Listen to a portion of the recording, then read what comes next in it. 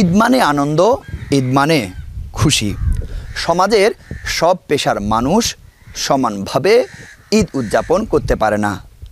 তবে এদের মধ্যে সবচেয়ে বেশি নিরানন্দয় ঈদ কাটে বর্ডার গার্ড বাংলাদেশ বিজিবি সদস্যদের।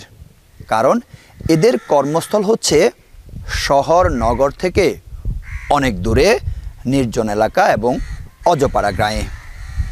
এসব সদস্যদের ঈদ উদযাপন কেমন হচ্ছে, আজকে আমরা তাদের সাথে কথা বলবো। আমার কাছে খুব ভালো লাগতেছে, কারণ আমি সীমান্তের অত্যন্ত প্রহরী।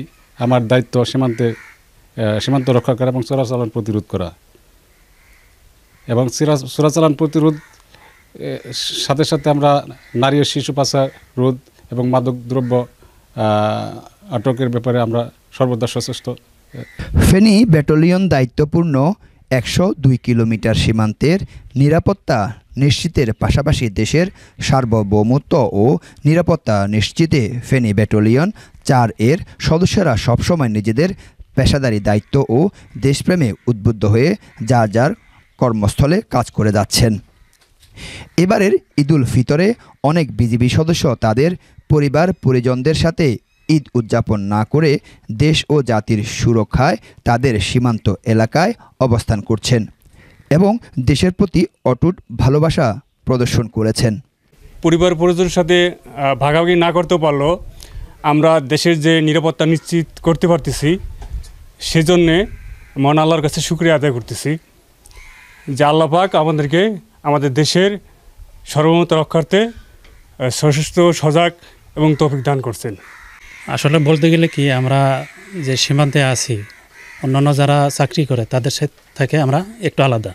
আমরা যেহেতু আছি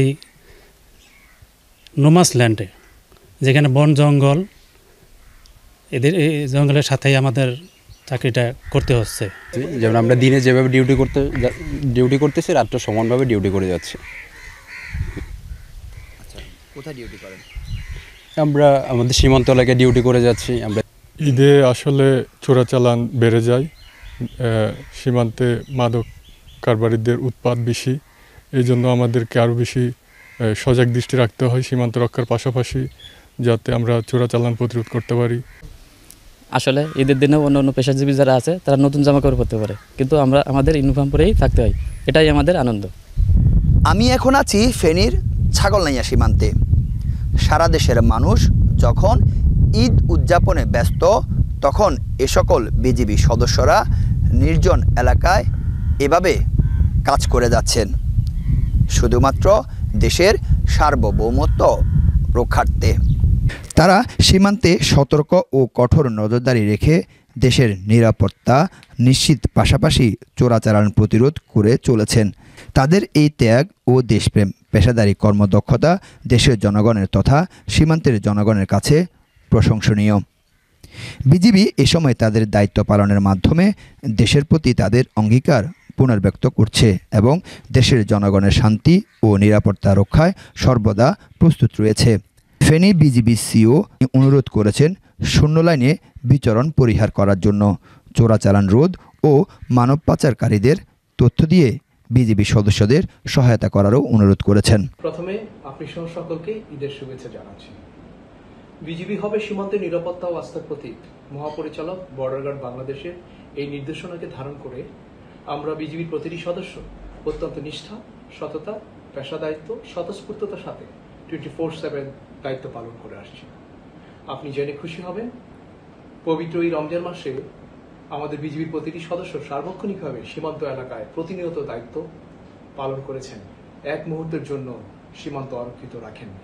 ফলশ্রুতিতে আমরা প্রচুর চোরাচালানকৃত ভারতীয় পণ্য, মাদকদ্রব্য জব্দ করতে সক্ষম হই, যার ফলে ঈদকে সামনে রেখে চোরা কারবারিরা যে পরিকল্পনা করেছিল সেটা নষ্ট হয়ে গিয়েছে।